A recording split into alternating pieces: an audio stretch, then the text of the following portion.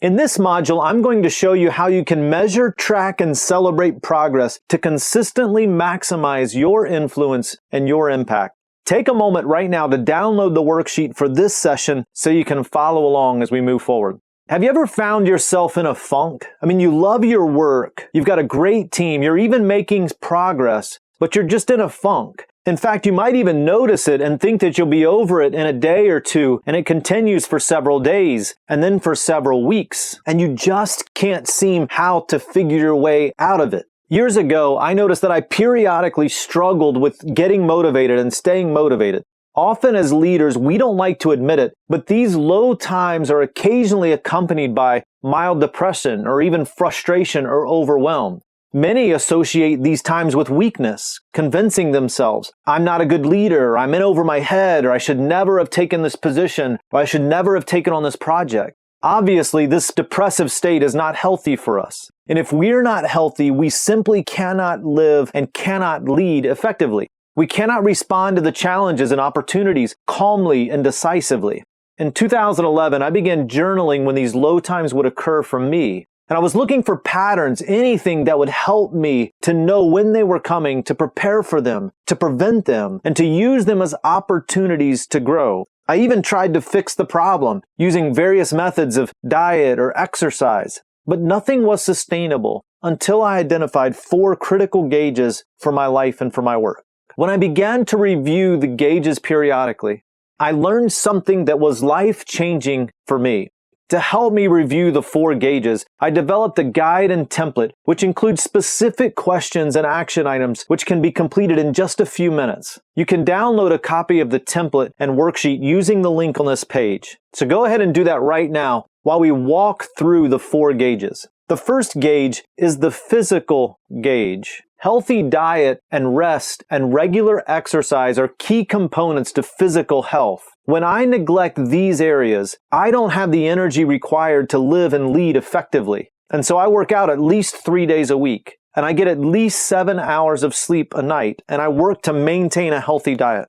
I've also learned that if I push my body or if I push my mind too hard, that I'll begin to experience a physical breakdown or psychosomatic symptoms or complications associated with high stress. In the worksheet, there are a number of questions to help you evaluate your physical gauge. Take just a moment to review those questions and answer the questions on the worksheet. Then the second gauge is the mental gauge. It's easy to get stuck in a rut, doing the same things and thinking the same way. Occasionally we do this while we expect to get different results. To mentally prepare for the day, effective leaders continually test their thinking. They continually test their opinions and conclusions. In the worksheet, we've provided a number of questions to help you evaluate your mental gauge. Take just a moment to review those questions and answer them on the worksheet. Then the spiritual gauge is number 3. The pace of my work has dramatically increased over the past few years. And since my spiritual gauge is important for me, I regularly check my life's dashboard. And I can tell when I'm spiritually empty, or when I'm half full, when I'm 3/4 full, or occasionally when I'm full in this area. If the spiritual gauge isn't quite your style, you may want to spend time reflecting or meditating. For me, it's important to keep my faith gauge where I want it to be. And I've committed myself to solitude, to study, to attending church regularly with my family. And I've discovered that these spiritual disciplines help me to clarify life's challenges. They bring intensity and passion to my life and to my work. And in the worksheet, there are a number of questions to help you evaluate your spiritual gauge. Take just a moment to review those questions and answer them for yourself in the worksheet. Then gauge number 4 is emotional. Our problems often signal a state of emotional emptiness. When crisis hits, we become more reactionary, more testy. We become short with people. We see people as interruptions to our real work. You know there's a problem when you're on your way home from work, and you consciously hope that your spouse has everything under control, or that the kids don't need much from you. You simply don't have any more to give to these most valued people in your life. In the worksheet, there are a number of questions to help you evaluate the emotional gauge. Take just a moment to review those questions and then answer them on the worksheet.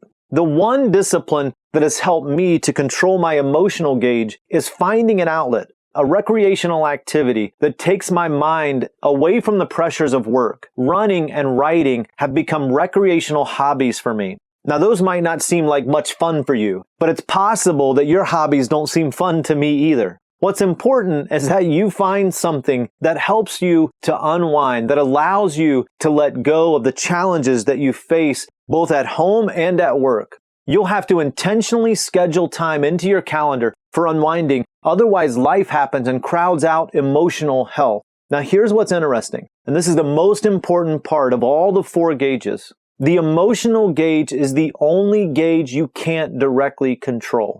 I mean, you can't tell yourself to feel better and make yourself feel better. The emotional gauge is a byproduct or an indicator of the health of the other 3 gauges.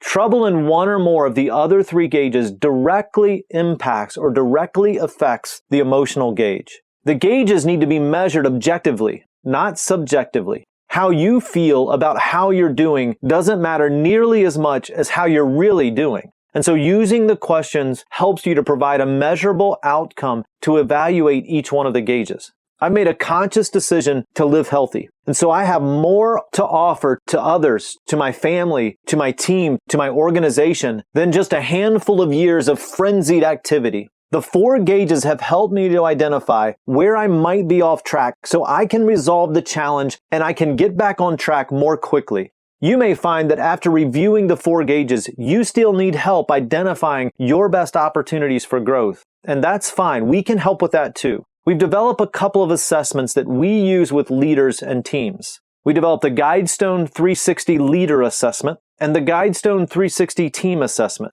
If you'd like to go deeper and make progress faster, shoot me an email and I'll help you to get started with this. If you haven't done so already, take a moment right now. Be sure to download the worksheet on this page and take the time to complete the action steps for this session. It's such a critical session, and I think it'll be a really encouraging time for you to walk through the action steps with this session.